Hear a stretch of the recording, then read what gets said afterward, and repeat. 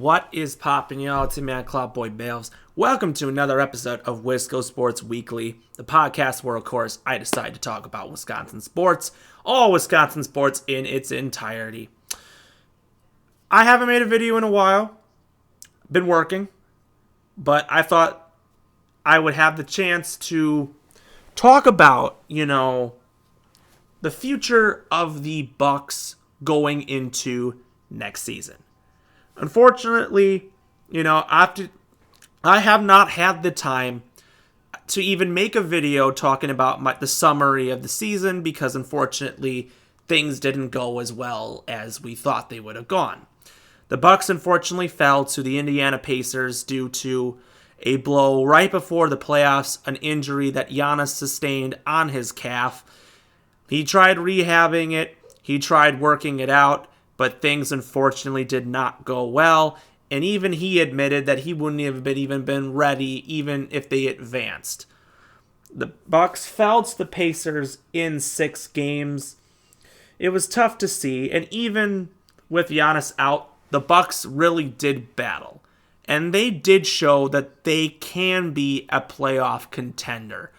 I just think they weren't really giving it their full effort all year. But at that point, when they really started to get into it, Giannis goes down. They also didn't even have Damian Lillard for half of this series after he sustained an injury in Game 3, causing him to miss causing him to be basically not even used as a big name option.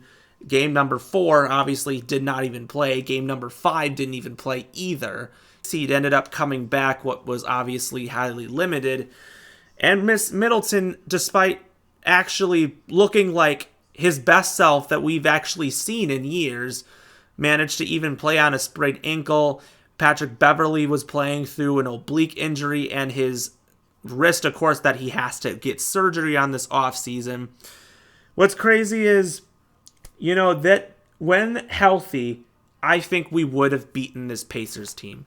To be fair, this Pacers team, is great offensively.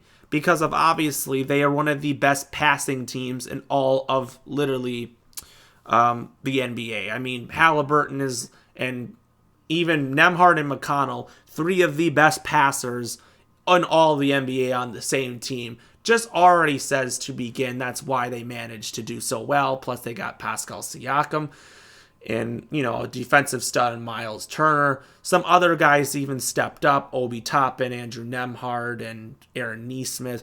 You know what? They managed to really pull through. Right now, they are currently trailing the New York Knicks, an actual real team that actually is managing to really go through. The Knicks need one more win to obviously go on to face the Boston Celtics, who probably will go to the finals. The East is so weak this year, it's not even a competition. I was hoping it was going to be either the Bucks or the Celtics, but unfortunately, injuries suck. But I don't feel as bad. Last year was unfortunate because, yes, they did not have Giannis, but by the time Giannis came back, obviously the Miami Heat figured out Budenholzer's scheme, and Jimmy Butler just could not be slowed down, and they lost, and it was just an embarrassing moment. And then all this happened. But from what I saw, Doc could really turn it around for this team. And I know that everyone's saying, you're crazy. You really believe Doc's going to turn it around? I just think that Doc hasn't had the right group of people to really emphasize what we can do for a finals run. I think Doc, everything that Adrian Griffin did going into the start of the season was just a huge mess. Giannis was basically leading this team to wins. And it was clear as day that's what everybody saw, and they knew he wasn't the right option going forward. Getting a veteran coach like Doc Rivers was the only reasonable choice.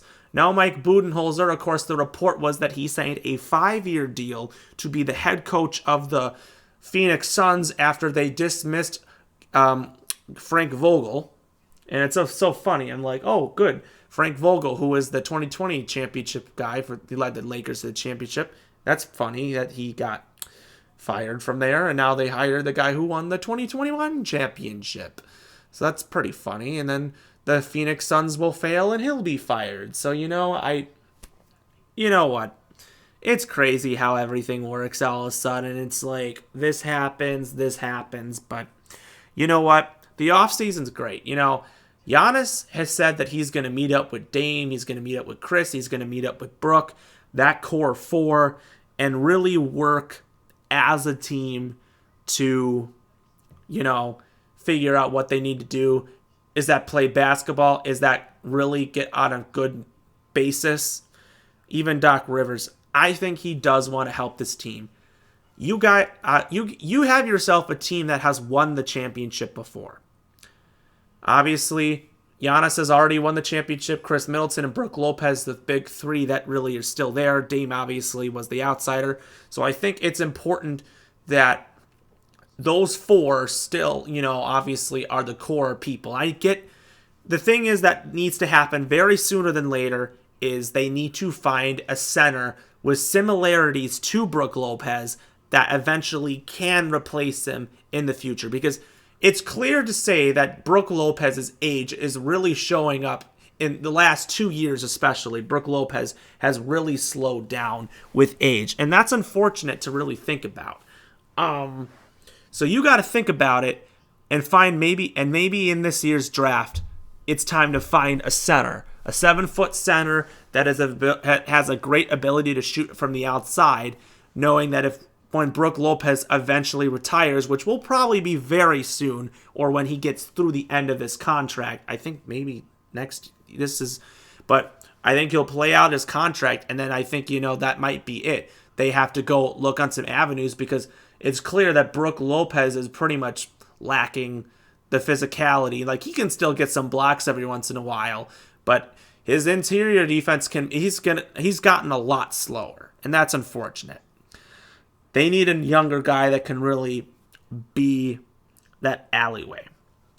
And unfortunately, Bobby Portis, even though he's the big fan favorite, it might be time to start thinking about trading him for draft picks. Because the thing is, and same thing with like people like Pat Connaughton, it's time to start trading some vets. And I know Pat Connaughton and I know Bobby Portis are team favorites, but the thing is, we're the oldest team in the NBA. You have to keep Giannis, you have to keep Dame, you have to keep Chris, and obviously you have to keep Brook because of the chemistry that he has with everybody. But obviously those four, that's a very old starting lineup. And what I think it needs to be done is these younger guys need to start playing. They need to get out. They need to get rid of Bobby. They need to get rid of Pat Connaughton. Jay Crowder, obviously, I don't even know what use he has anymore and why they even kept him. I thought he actually looked good to start off, and then his role it's the same thing that happened last year. His role just completely was gone, and we didn't even know what use he even had.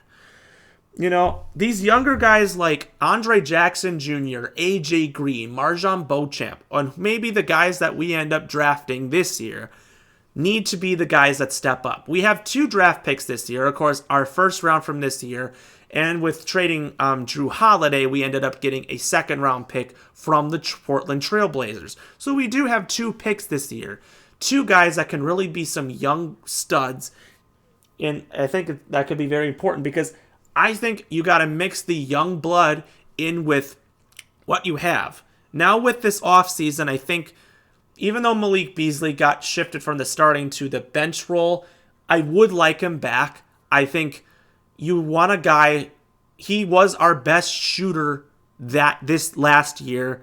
I think he's important. I think that they absolutely should keep him. I think he has a definite better. I mean, I know it was unfortunate that they had to move him, but I think his role was very important. I get he's a veteran, but I think you can definitely keep him around if he wants it. That's his choice. If not, I feel like, they're going to have to find someone else that comes off the bench that can shoot as well as him. And I think that's going to be very difficult. 2, they cannot fumble the bag on Patrick Beverley. He must come back to the Bucks. He expressed his interest. He says he wants to be back in Milwaukee. I remember the same exact situation with PJ Tucker. Now, the difference is PJ Tucker, his offense pretty much disappeared at the end, and he was already PJ Tucker was at the end of his career. You know what? We didn't re-sign him, and I think he was with the Heat for like 1 year, and then he was with the 76ers. 76ers just stopped using him, and now he's on the. And then he was on the Clippers, and he wasn't even used. Clearly, his only use is he does no use. But Patrick Beverley, because he's a guard, he still has use, and he can still really make some plays. He's defensive guard. He showed, and he actually played some great defense on Halliburton in this series. I can admit that. I mean, he gets in your face, and he'll irritate the heck out of you. That's what he does. But you have to keep Patrick Beverley. The starting lineup of Lillard, Beverley, Middleton, Giannis, and Brook is the smart lineup to go with. Off the bench, it depends on what the Bucks want to do. Again, I think the younger the team is, the better chance they really have, because the young guns are the only thing that's going to make the Bucks irrelevant. First off, Boston is the clear front runner once again because of all the people they still have for 1 more year. Derek White, I believe, has got 1 more year left in his contract. I don't think he'll be back because they obviously extended Drew Holiday for pretty much the rest of his career. Who knows what'll happen to Jason Tatum? I think they extend. I don't know. Jason, obviously, everything seems to be a blur with the Celtics, but they obviously have a limited time before everything disbands for that organization. The Sixers on the other, I think Miami Heat are very close to a rebuild. I think the Philadelphia 76ers are pretty much 1 move away from being contenders. My pick, I think Paul George will be on the Sixers next year. It's a big guarantee. But there's a lot to be said. I think the Bucks know, as an organization, if they want to stay relevant, they're going to have to make some hard moves to really stay relevant. And I think the young guys like Ajax, Marjon Beauchamp, AJ Green, and maybe the guys that they get in this year's draft, a backup center, a backup point guard, Tyler Kolek, big possibility. You could get him as a backup point guard. Passing's important. Look at TJ McConnell. Look how good he was for the Pacers as a passer. If we have a guy like Kolek to stay in this state, I think that would be great. But there's some centers out there I think that could be really great. The guy out of Dayton, I forgot his name, but the guy out of Dayton is a guy I really have eyes on. Kel'el Ware out of Indiana. Even Zach Edey, I'd say, could actually be considerably not a bad pick, even though I'm skeptical because obviously he doesn't shoot. But someone was showing him shooting and the draft and stuff. The draft combine, yeah. But that's that. The Bucks, I think, definitely can compete. They showed it. They showed a fight despite being the underdogs, not having Giannis. It was tough to see them not go down, but knowing that they really looked like, I think they would have beat Indiana. I think they would have beaten New York. If they had a full-on team. I think they were the better team. I don't know about Boston, but I think if they were healthy, they were good enough to actually make a run. And even though so, they managed to make it a series. It had to come down to, game 1, they won. Game 2, they played throughout, but then Pacers took away in the 4th. Game 3 went all the way to the wire. Middleton had the single-handedly greatest game of his career, and they sadly lost. Game 4 literally only lost by 10 points, and the Pacers literally had to shoot 22 threes to beat us. And Game 5 managed to be without anybody, and they still won. And then Game 6, of course, they just blew us out because we pretty much were gassed at that point. But I'm not worried. I'm not at all. I'm excited for the future. Everything is going to be interesting. Obviously, we don't know who will win the finals. My prediction is Denver will repeat. But, again, don't know what will happen. I'm just enjoying my life right now.